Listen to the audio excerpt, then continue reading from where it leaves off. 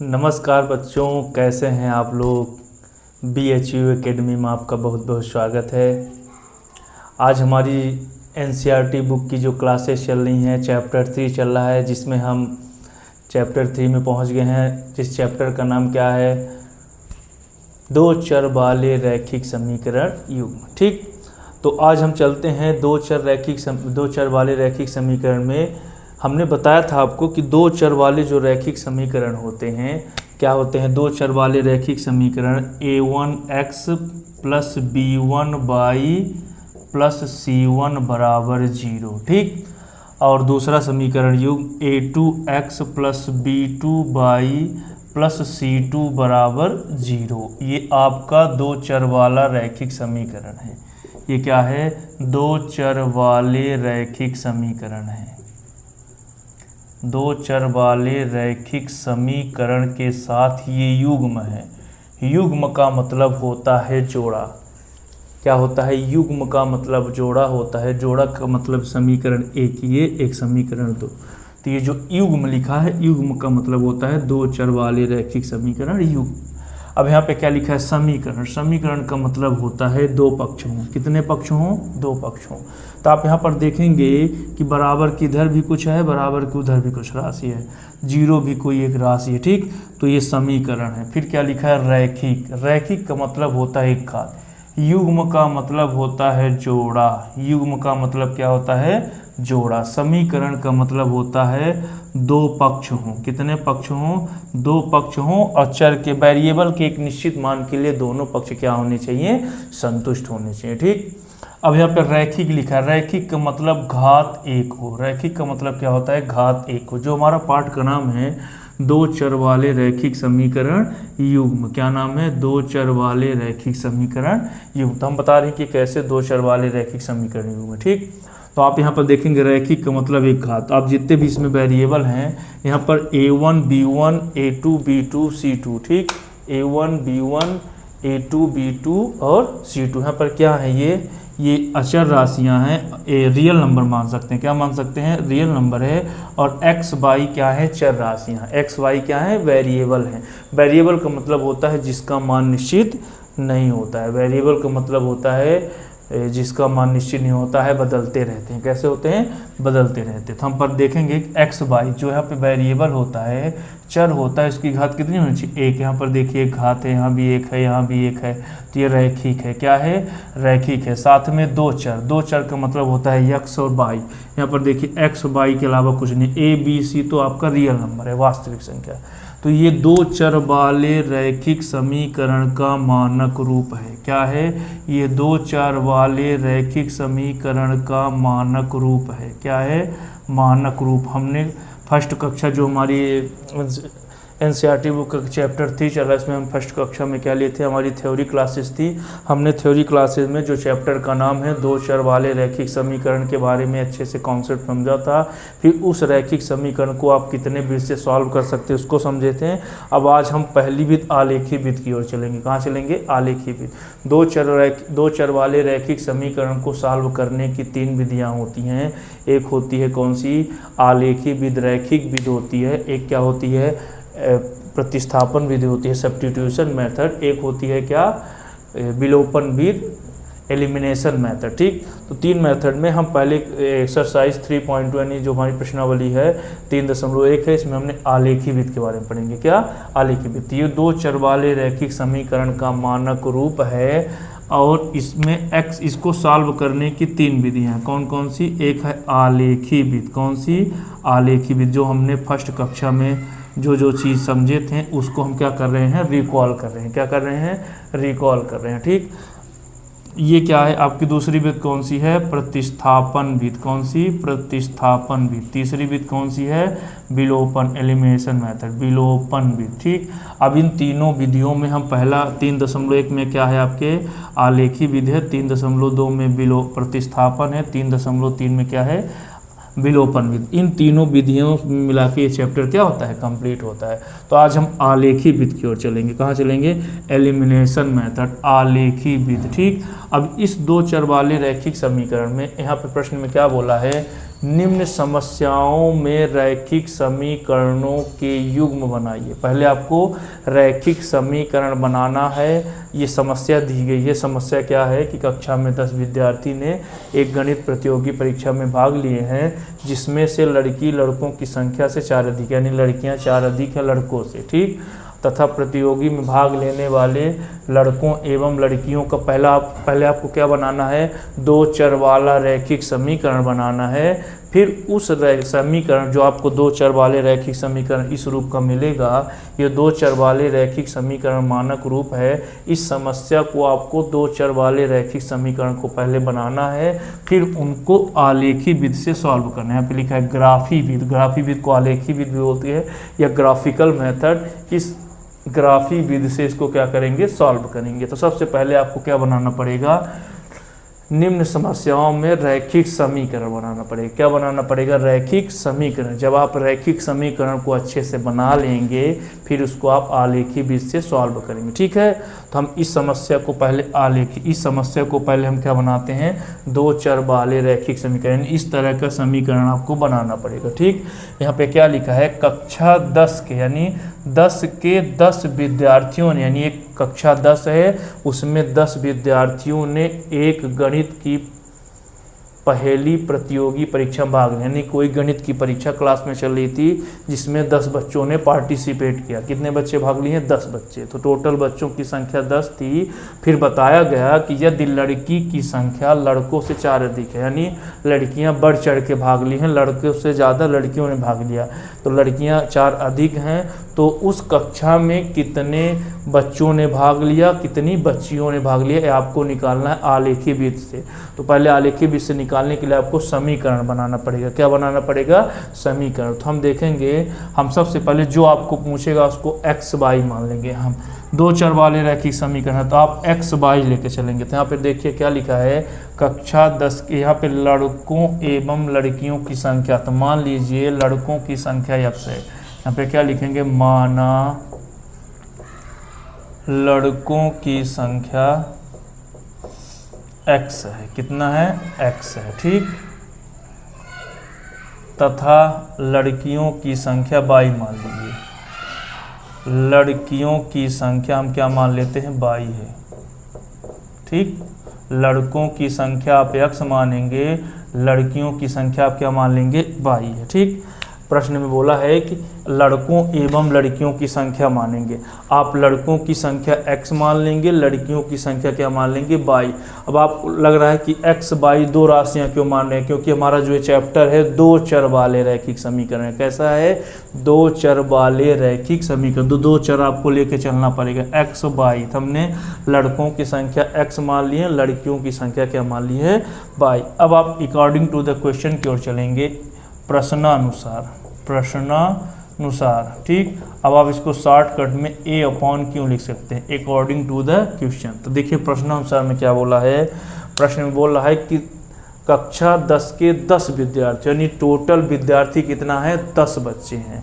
10 बच्चे यानी टोटल 10 बच्चों ने भाग लिया। कहने का मतलब लड़कियों की संख्या और लड़कों की संख्या को जोड़ेंगे तो कितना आएगा, 10 आएगा। कितना आएगा, 10। तो यहाँ पे देखिए हमने लड़कों की संख्या क्या माना, x माना है, ठीक। कितना माने हैं, x, ठीक। फिर लड़कियों की संख्या कितनी है, y है। लड़कों की संख्या x है, लड़कियों की संख्या कितनी है, y हमने मान के चला है। फिर बोला कि 10 विद्यार्थी, यानी लड़कों की संख्या को आप जोड़ेंगे कितना आएगा, 10 आएगा। कितना आएगा, 10। इसका नाम दे देंगे समीकरण ए। क्या नाम दे देंगे, समीकरण ए। आप देखिए a1x plus b1y plus c1 बराबर 0, एक समीकरण आपको मिल गया, ठीक। एक समीकरण आपको क्या हो गया, मिल गया, ठीक। अब दूसरी शर्त की ओर चलेंगे। दूसरी शर्त पे क्या बोला है, यहाँ पे बोला है कि 10 विद्यार्थी है, यानी लड़कों लड़कियों को आप जोड़ेंगे, उनकी संख्या कितना आएगा, 10। ये क्वेश्चन प्रश्नानुसार अकॉर्डिंग टू द क्वेश्चन, प्रश्न ही बोला है कि कक्षा में कितने बच्चे भाग लिए हैं, 10 बच्चे। यानी आपने लड़कों की जो संख्या लड़कियों की संख्या दोनों को जोड़ेंगे तो कितना आएगा, 10 आएगा। कितना आएगा, 10। फिर क्या बोला गया है प्रश्न में, आप देखिए यहाँ पे बोला गया है यदि लड़कियों की संख्या लड़कों की संख्या से 4 अधिक है। अब देखिए थोड़ा सा x, यहाँ पे पुनः क्या लगा देंगे, पुनः, अगेन, ठीक। तो यहाँ पे क्या बोला है x क्या है लड़कों की संख्या, y क्या है लड़कियों की संख्या। तो यहाँ पे बोला गया है लड़कियों की संख्या लड़कों से 4 अधिक है। ध्यान दीजिएगा, लड़कियों की संख्या, लड़कियां y हैं, यहाँ पे देखिए लड़के क्या है x हैं, लड़कियां क्या हैं y। तो यहाँ पे बोला गया है लड़कियों की संख्या लड़कों की संख्या से 4 अधिक है। कौन है, बच्चियां 4 अधिक है, यानी यहाँ पे गर्ल्स क्या हैं 4 अधिक हैं। तब गर्ल्स 4 अधिक है तो आपको इनको बराबर करने के लिए क्या करने के लिए, बराबर करने के लिए लड़कों को 4 देना पड़ेगा। लड़कों को क्या करना पड़ेगा, 4 देना पड़ेगा। अगर बच्चों को 4 देंगे तो दोनों की संख्या क्या हो जाएगी, बराबर। देखिए थोड़ा आप समझिए कि मान लीजिए लड़कियां कितनी हैं 8 हैं, लड़के 4 हैं, कितने हैं 4। अगर लड़कियों की संख्या लड़कों से 4 है, देखिए इसमें आप 4 जोड़ देंगे तो कितना आ जाएगा, 4 4 8, दोनों बराबर न हो जाएंगे, दोनों क्या हो जाएंगे, बराबर। यानी लड़कों की संख्या लड़कियों से अधिक है। तो देखिए मान लीजिए लड़के 4 है लड़कियां 8 है, तो ये 4 अधिक है। अगर इसको आप 4 जोड़ देंगे, आप सोचिए कि क्या ये दोनों बराबर हैं। अगर आप इसको 4 दे दें तो दोनों क्या हो जाएंगे, बराबर हो जाएंगे। इसी प्रकार लड़कियों की संख्या लड़कों की संख्या से 4 अधिक है। देखिए लड़कियों की संख्या यानी ये 22 लड़कों से 4 अधिक, ये 4 अधिक है। अगर आप लड़कों को 4 दे दे तो दोनों बराबर हो जाएंगे, दोनों क्या हो जाएंगे, बराबर हो जाएंगे। ठीक, अब आप क्या करेंगे, x इधर है प्लस y इधर आया तो कितना हुआ, माइनस y, प्लस y इधर आया तो कितना हुआ, माइनस y, ये +4 उधर गया कितना हुआ, -4। समीकरण 2 क्या बन गया, समीकरण 2। यहाँ से आपके 2 समीकरण मिल गए हैं। दोनों समीकरण को देखिए, 2 चर वाले रैखिक समीकरण युग्म क्या हो गया है, बन गया है। ठीक, 2 चर वाले रैखिक समीकरण युग्म, पहला स्टेप हम क्या किए हैं, कर चुके हैं। ठीक, अब आप दूसरे स्टेप को देखेंगे, दूसरे स्टेप को देखेंगे।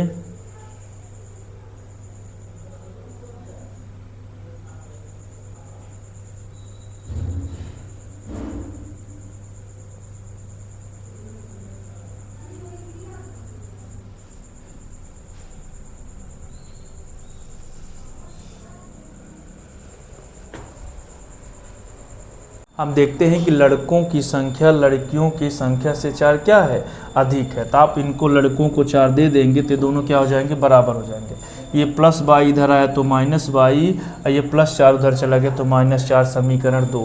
तो पहला स्टेप आपका हो गया। यहाँ पे क्या बोला था, निम्न समस्याओं में रैखिक समीकरणों के युग्म बनाइए। तो हमने रैखिक समीकरणों के युग्म बना दिए, युग्म यानी जोड़ा। एक रैखिक समीकरण ये है और एक रैखिक समीकरण हमने यहाँ पे बना दिया। फर्स्ट स्टेप आपको क्या हो गया। कभी कभी एग्जाम में 2 या 3 नंबर पूछता है, निम्नलिखित रैखिक समीकरण युग्म बनाइए। तो रैखिक समीकरण युग्म बोलने को बोलेगा तो आप इस तरह इसको क्या करेंगे, बना देंगे। लेकिन इस प्रश्न में थोड़ा आगे पूछा है, क्या बोला है, उनके ग्राफी विधि से सॉल्व करें। इसको क्या करना है, ग्राफी विधि से, ग्राफिकल मेथड से क्या करना है, सॉल्व करना है। ठीक, तो हमने 2 चर वाले रैखिक समीकरण बना लिया है। अब इसको हम ग्राफी विधि से क्या करेंगे, सॉल्व करेंगे। तो ये जो 2 चर वाले रैखिक समीकरण का मानक रूप है यहाँ पे बन गया है। अब हमको इसको ग्राफी मेथड से क्या करना है, सॉल्व करना है। ठीक, तो हम ग्राफी मेथड से इसको क्या करेंगे, सॉल्व कर। किसी 2 चर वाले रैखिक समीकरण को सॉल्व करने की कितनी विधियां होती हैं, 2 विधियां होती हैं। कितनी विधियां होती हैं, 3 विधियां। कौन कौन सी, पहली ग्राफी विधि, दूसरा प्रतिस्थापन विधि, तीसरा विलोपन विधि। लेकिन हम जो हमारा 3.1 एक्सरसाइज चल रहा तो केवल ग्राफी विधि का है। किसका है, ग्राफी विधि है। तो हम इसको ग्राफी विधि से सॉल्व करेंगे। किस विधि से सॉल्व करेंगे, ग्राफी विधि से। ठीक, अब इन समीकरण को हम क्या करेंगे, ग्राफी विधि से क्या करेंगे, सॉल्व करेंगे। तो यहाँ लिखेंगे अतः रैखिक समीकरण युग्म, यहाँ क्या लिखेंगे, अतः रैखिक समीकरण युग्म। ठीक, रैखिक समीकरण युग्म क्या क्या आया है, रैखिक समीकरण युग्म 2 चर वाले। तो क्या आया है, x + y = 10, x - y = -4। ये आपका आंसर है। ठीक, अब आप इसको ग्राफी विधि से क्या करेंगे, सॉल्व करेंगे। कौन से विधि से सॉल्व करेंगे, ग्राफी विधि से। ठीक, तो ग्राफी विधि से सॉल्व करने के लिए सबसे पहले आप इन समीकरण को उठाएंगे, समीकरण 1 से। किससे, समीकरण 1 को क्या करेंगे, उठा लेंगे। देखिए समीकरण 1 क्या है, x + y = 10। समीकरण 1 क्या है, x + y = 10। हमने समीकरण 1 को उठा लिया। ठीक, अब इस समीकरण को उठाने के बाद हम इसमें ऐसे दो मान को लेंगे कि एक मान रखें तो दूसरा आ जाए, ठीक। अब आप यहाँ पे क्या बनाएंगे, एक सारणी बनाएंगे, ठीक। मान लीजिए हमने यहाँ पर एक सारणी बना दिया, ठीक। यहाँ पे x ले लीजिए, यहाँ पे y ले लीजिए, ठीक। हमने समीकरण 1 को उठाएंगे, फिर समीकरण 2 को भी उठाएंगे, ठीक।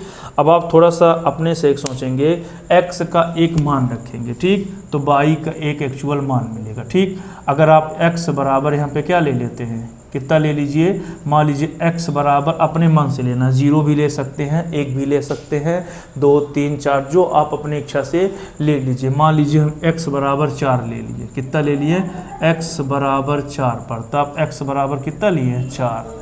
अब देखिए y क्या निकलता है, जब आपने x बराबर 4 लिया है तो y देखिए कितना निकलता है, x के जगह पर आप 4 रख दीजिए, हमने 4 लिया है, अपने से लेना पड़ेगा, ठीक। ये y बराबर 10, ठीक। अब आप देखेंगे y ये 10 है, ये प्लस 4 उधर जाएगा, कितना हो जाएगा, -4। कोई संख्या बराबर से इधर उधर जाती है तो अपना चिन्ह क्या करती है, बदल देती है। अब देखिए 10 में 4 के कितना बचा, 6। आपने x का मान 4 रखा था, x का मान क्या रखा था आपने, 4, तो y कितना आया, 6।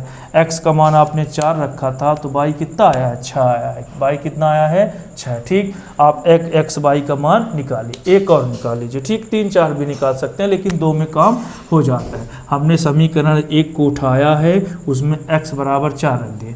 अब आप समीकरण 1 में ही क्या करेंगे, x बराबर कुछ और मान रख दीजिए। मान लीजिए x बराबर हम क्या ले लेते हैं, 5 ले लेते हैं, कितना ले लेते हैं, x का मान हम 5 ले लेते हैं, ठीक। चलिए ले लीजिए, जब आप x बराबर 5 रखेंगे तो यहाँ पर क्या आएगा, इसी समीकरण में रखना है, ये x, ठीक। कितना आया है, x आया है, अभी प्लस x के मान कितना रखना है आपने, 5। इस x यहाँ पर कितना रखेंगे, 5, कितना रखेंगे, 5। ये धन तो हम भी धन, ये y तो हम भी y बराबर 10, बराबर 10, ठीक। अब आप 5 को क्या करेंगे, पक्षांतर करेंगे, +5 उधर के कितना हुआ, -5, +5 उधर के कितना हुआ, -5। 10 में 5 गए कितना बचा, 5। 10 में 5 गए कितना आया, 5। आपने x का मान 5 रखा है तो y कितना आया, 10। आपने x का मान 10 में 5 गए 5 आया, 10 में 5 गए कितना आया, 5। आपने x के बराबर 5 लिया तो y की वैल्यू कितना आई, 5।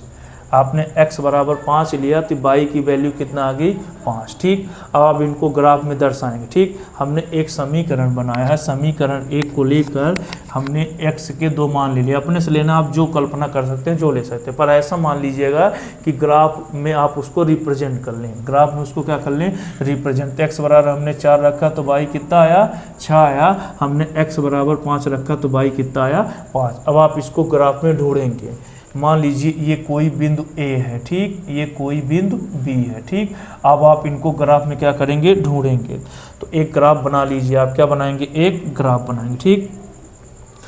अब हम यहाँ पर एक ग्राफ बना लेते हैं, मान लीजिए इसको हम मिटा देते हैं, ग्राफ हम यहाँ पे बना लेते हैं, ठीक। आप इसको लिख लीजिएगा वीडियो रोककर। अब हम यहाँ पे क्या बनाते हैं, एक ग्राफ बनाते हैं, ठीक, क्योंकि ग्राफ में हमको ग्राफी विधि से इसके x y के मान निकालने हैं, यानी कितने लड़के लड़कियां हैं हमको ग्राफी विधि से क्या करना है, निकालना है। तो आप एक ग्राफ बनाएंगे, क्या बनाएंगे, एक ग्राफ।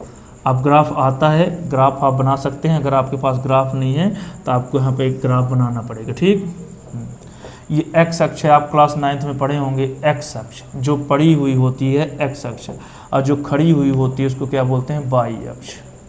पड़ी का मतलब क्षैतिज रेखा, पड़ी का मतलब क्या होता है, क्षैतिज रेखा, और जो खड़ी हुई होती है उसको ऊर्ध्वाधर रेखा बोलते हैं। कैसे बोलते हैं, ऊर्ध्वाधर रेखा, ठीक, ऊर्ध्वाधर रेखा, ठीक। अब आपका क्या करेंगे, इसमें मान रखेंगे। अब ये अक्ष का ऋणात्मक पक्ष है, ये y का ऋणात्मक, ठीक। अब यहाँ पे देखिए 1, ठीक, 2, जब ये मूल बिंदु है, दोनों अक्षों को कटान बिंदु को क्या बोलते हैं, मूल बिंदु। 0, 1 2 3 4 5, ये आगे आपका 6, इसी प्रकार आगे बढ़ता जाएगा, ठीक।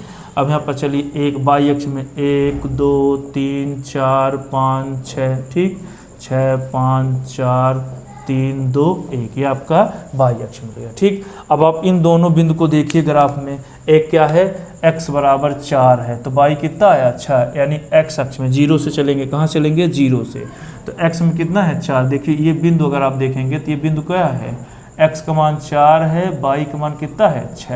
यानी इस बिंदु को आप ग्राफ में क्या करेंगे, ढूंढेंगे। चलिए ढूंढिए। x में 4 जाना है, y में 6। जब x में जाते हैं तो 36 जाते हैं। x में कहाँ जाते हैं 36। अब y में कहाँ जाते हैं ऊर्ध्वाधर, आप 9th में पढ़े होंगे। ठीक, तो x में हमको 36 जाना, तो कितना जाना है देखिए 4, 1 2 3 4। ठीक, ये 4 x में आप 4 चले गए, x में 4 गए। अब y में कितना जाना है 6, x में 4 गए हैं, y में 6। तो चलिए 6 ऊपर चलना है, y यानी ऊपर, और धन है तो ऊपर, माइनस होता तो नीचे। चलिए 1 2, अब यहाँ से देखेंगे। ठीक, तो इसके सामने रखना है, तो चलिए 1 2 3 4 5 6, देखिए सामने पर है। ठीक, ये देखिए इसके सामने पर है ना, ये है ना। x में 4 गए तो y में देखिए 1 2 3 4 5 6, ये देखिए। ठीक, तो यहाँ पे गाढ़ा कर देंगे। क्या कर देंगे, गाढ़ा। इसका नाम क्या है, a हमने दिया है। कितना a 4 6। आप क्लास 9th में पढ़े होंगे आलेखी भी। ठीक, हमने x बराबर 4 पे y पर एक बिंदु मिल गया। अब दूसरा बिंदु देखिए 5 5 है, दूसरा बिंदु क्या है 5 5, दूसरा बिंदु क्या है 5 5। अब 5 5 को मिलाएंगे। ठीक, x अक्ष में कितना जाएंगे 5, 1 2 3 4 5। ठीक, अब y में आपको जाना है, y में भी 5 जाना है। चलिए तो y में 5 जाएंगे, 1 2 3 4 5, एकदम सीधा पर जाना है। ठीक है, आप अगर ग्राफ में दर्शाएंगे तो बहुत अच्छा बनेगा। ठीक, x में ये देखिए यहाँ पर हमने क्या किया है, x में भी 5 गए हैं, y में भी कितना गए हैं 5 गए हैं। तो इसको गाढ़ा करके इसका नाम b दे देंगे। क्या हो जाएगा, ये 5 और 5, क्या हो जाएगा 5 और 5। अब इस ग्राफ को आगे क्या करेंगे, आप बढ़ा देंगे। इस ग्राफ को आगे आप क्या करेंगे, बढ़ा देंगे। अब हमारा ग्राफ थोड़ा ऊपर बनेगा। अगर हम लड़कों लड़कियों की संख्या थोड़ा मिटा दें, इस ग्राफ को अगर हम आगे बढ़ाते हैं तो इस प्रकार से कुछ बनेगा। ठीक, ग्राफ को हमको बढ़ाना पड़ेगा, यहाँ पे जगह कम है। ठीक,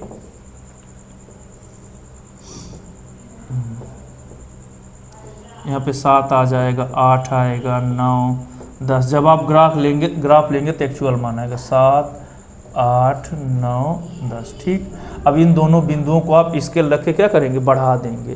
आपको इसको यहाँ पर स्केल रखना है, स्केल लेकर इन दोनों को क्या करना है, आगे पीछे क्या करना है, बढ़ाना है ऐसे। ठीक, जब आप ग्राफ में बनाएंगे तो अच्छे से एकदम सीधा लाइन स्केल रख के क्या करेंगे, बढ़ा देंगे। ठीक, ये देखिए थोड़ा, एक सेकंड, यहाँ पे आया था 6, यहाँ पे आया था कितना 5। अगर आप इसको ऐसे बढ़ाएंगे स्केल से, हालांकि यहाँ पे स्केल नहीं है, आप इसको ऐसे क्या करेंगे, बढ़ा देंगे। ठीक, ये आ गया आपका ग्राफ।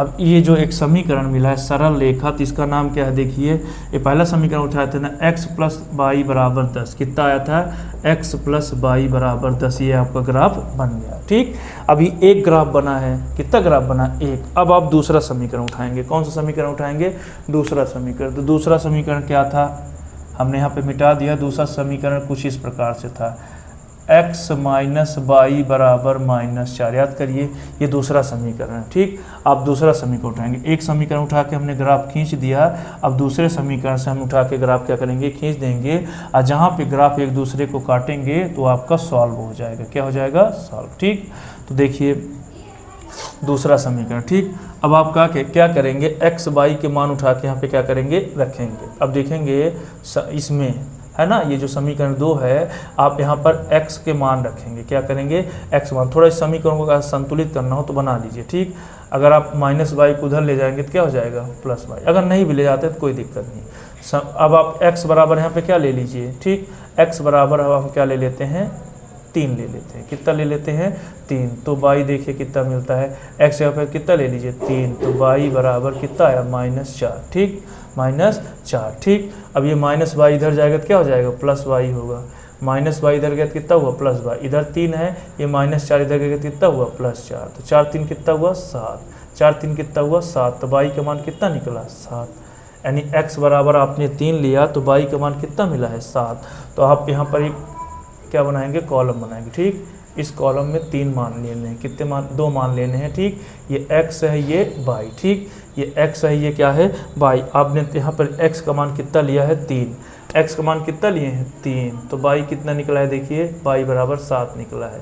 y बराबर कितना निकला है, 7। ठीक, फिर क्या करेंगे, x की एक वैल्यू और रखेंगे, है ना।